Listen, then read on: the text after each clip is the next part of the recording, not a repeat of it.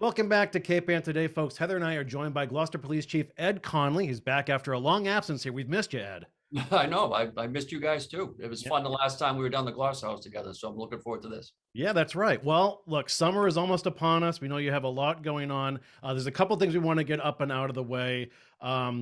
You expressed to us before we went on live that people need to make direct phone calls to the police for police matters.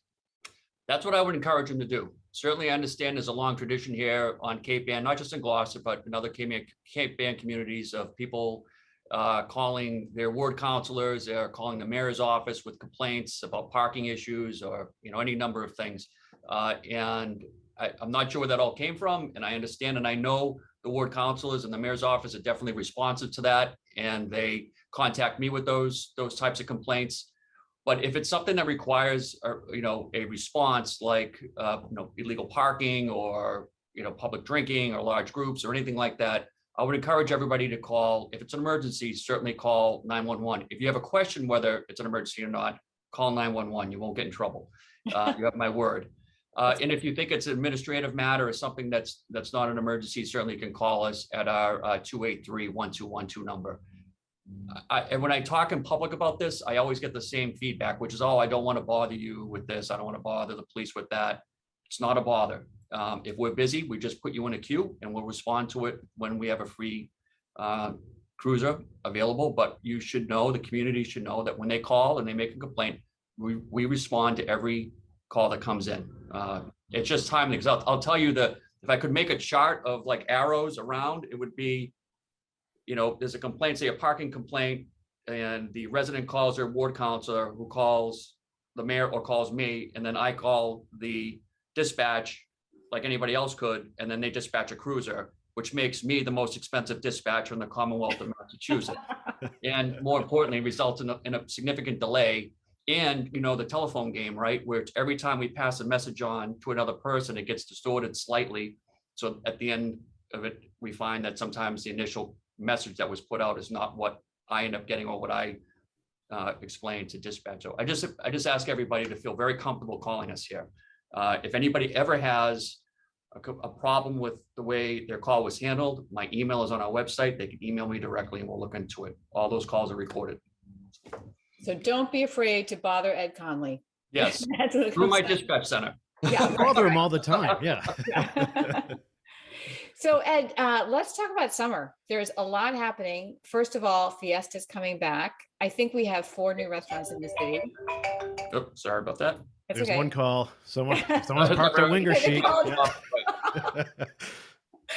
And COVID is a thing. People are pretending it's not a thing, but it is definitely around. So what is the Gloucester Police Department thinking about summer? So we are preparing ourselves for a very busy summer. COVID is still around, and we communicate directly with the health department on these matters. We take their recommendations. I know Mayor Verger and his staff are laser focused on the health safety of the residents of Gloucester, and we work as a collaborative team to put things into place when necessary. As of right now, as of the taping of this, there's no indication that COVID will affect our outdoor activities, to include Fiesta. And though the summer is anticipated to be really busy here, and that's a lot of work for all city agencies here in Gloucester, I think we're all excited as residents of Gloucester to participate in these activities and to feel a sense of normalcy once again. And I was going to ask how the online reservations for beach parking are now in effect, and what is the hope on the ease of strain for the police department's point of view? So I hate being in the prediction business, the future telling business, but my thought has always been, and in discussions, in management discussions early on with traffic problems that particularly ones that we've experienced the last 2 years, that the traffic and the beach problems are a queuing problem. It's a matter of how we're queuing people up to come to the beach. And what's always happened here historically, and I've been part of the problem before I was a resident of Gloucester, by the way, so I'm not talking is you just make a last minute decision. It's going to be beautiful. Let's go to Wingershik Beach, and you head on up here, and there could be signs, which we have, that say beach closed, no more parking. You're like, please give me a break. And you head all the way down, you get there, what happens? You get turned around, and now you're doing a 3-point turn on Atlantic, and you're coming out, and that's causing chaos. But even more so, if you're coming from, say the greater Boston area, you're probably not just giving up and going home, because we're not quitters as Americans, right? We're going to come back and we're going to keep trying, because somebody's going to leave that lot. And that's what's caused the problem, is we're not queuing people up properly. So I think that the hope from the mayor's office, and I agree 100%, is that people who are going to come to Gloucester to go to our beaches now are going to know they're coming with a reservation. They're going to get in, and people who don't have that reservation, who weren't fortunate enough to get a reservation for that day, they may come here and enjoy the downtown area. They may come, but they're not going to go down Atlantic and roll the dice that they're going to get in, because they won't. And I think there's going to be a little bit of, talking to our friends over at Crane's Beach and the experience that they've had with it. There is a learning curve, and no matter how much messaging we put out there, and there's been a lot, how many signs we put up, there's going to be X% of people who don't get the word, or are skeptical that that's really what's happening, and they'll show up and they'll need to be educated and turned around. So I'm not saying day one this is going to be a home run, but I think this is the right path to be on, certainly. Well, so Ed, I think 2 summers ago, we had some really serious issues in Lanesville with people coming up from the city and trying to get into the quarries and parking in residential areas and all that. I think things were better last summer, but are you considering again that this could be an issue with such a busy summer? Certainly. And, the quarry area in the public lands that are the quarry are open to the public. They're open to everybody. And we all appreciate that and understand that. The issue is parking and illegal parking. And the city council last year, I think it was last year, they adopted some new parking regulations that increased fines and expanded the no parking area. So that's certainly something our parking enforcement officers, Deb and Julie, are doing an awesome job, and they're up there.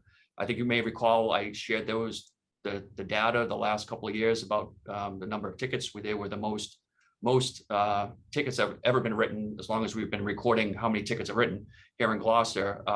They're really working hard to make sure that process of no parking helps control the crowd, because we know that those areas, those public lands, aren't really managed in a way to handle large crowds, nor do we have the capability to do that at this point. So I think we'll see the new parking fines have a positive effect on the crowds. And I know we're jumping from subject to subject here, but we've noticed at 1623 Studios headquarters in Browns Mall, the community impact unit is now gone and moved to the new venue next to the old YMCA on Middle Street. How has that transition been, and what is the latest from the CIU? Transition's been really smooth. Lieutenant Castro and his staff, they've done an excellent job at getting the new space. I'd encourage you to go down and check it out at some point. They're right down the street, Middle Street. We had they have a training room in there it's really nice. And we had our first senior staff meeting there last night, and I was able to provide a class. It's like it's a podium. There's connections to TV screens there. You can hook up a PowerPoint demonstration to. So that's been a great asset for the police department. But also, you may recall that community navigator Tito Rodriguez has started to do a train-the-trainer and qualification for other outreach specialists out of that space. And that's what we sort of see that becoming a place that we could leverage for these types of trainings that are positive for the community. Some people that are involved in Tito's program will get certified and actually be eligible to work in those roles once they graduate. So very excited about that.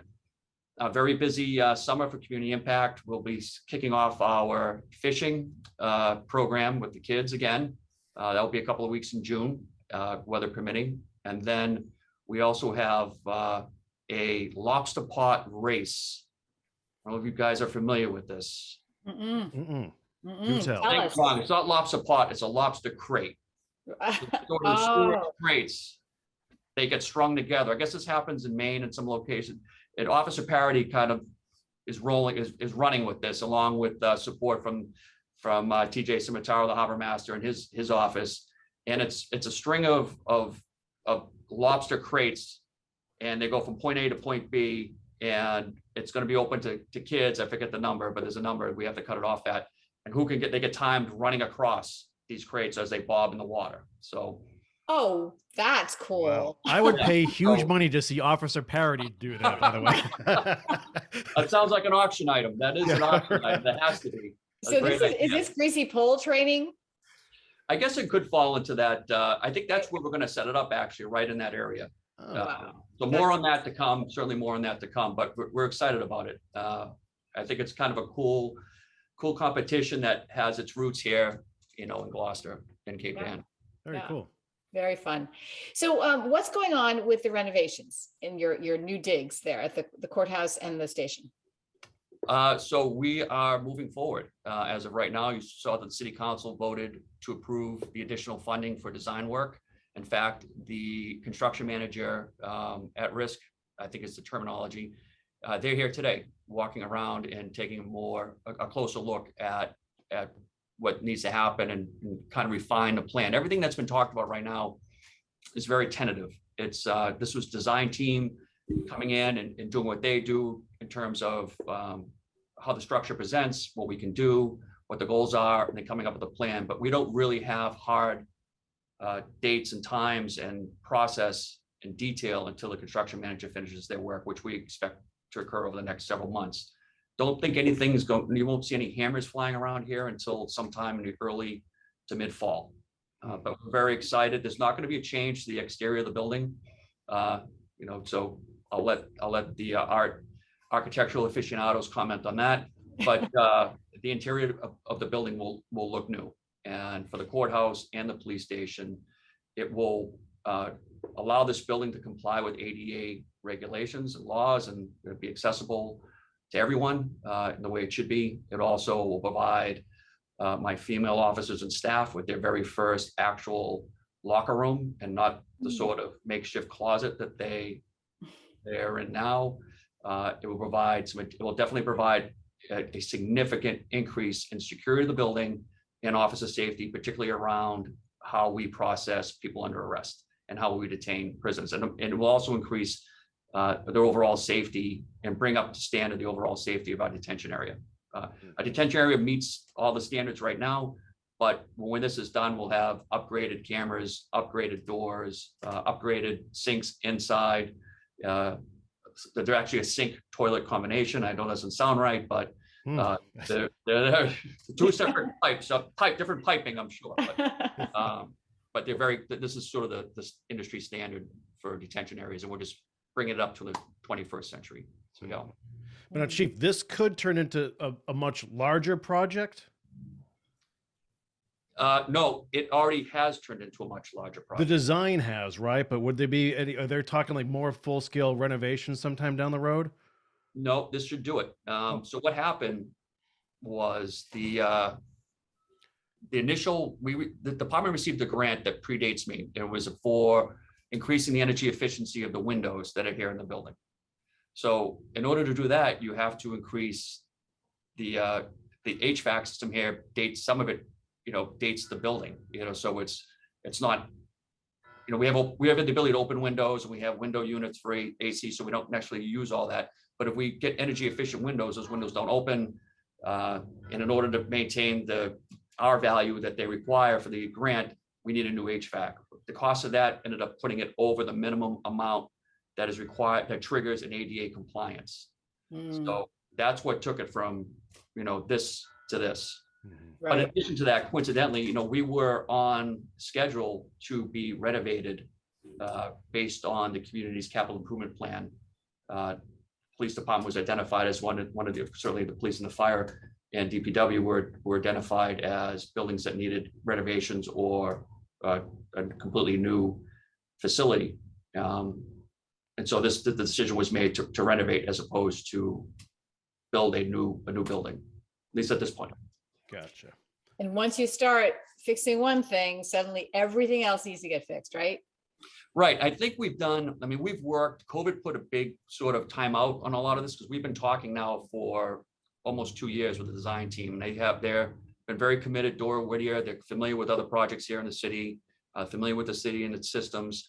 and they've been here and they've done a ton of work. So I think they have a really good sense of this building and what needs to be done. But Heather, like you said, you open a wall and There you go. Oh. Yeah. Yeah. Very nice. So, okay, anything else you need to relay to the community, Chief, before we let you get back to work? Not that I can think of. Just again, we're excited for the summer. We'll be out there. We'll be on the beaches. We'll be patrolling the quarries. We want everybody to be safe. We want everybody to be fun. We'll be on the water again with the police boat, and I think that's about it. Very nice. All right, we'll People try. should- Yeah. I was just going to remind people to not call the mayor and to Yeah. call the dispatch. Okay. Perfect. Well, we appreciate your time, Chief Conley, and we'd love to check in with you again during the summer to see how things are going. And as always, have fun, be safe, and we'll get back to you shortly. Well, thank you. I appreciate you giving me the time to pass this information along.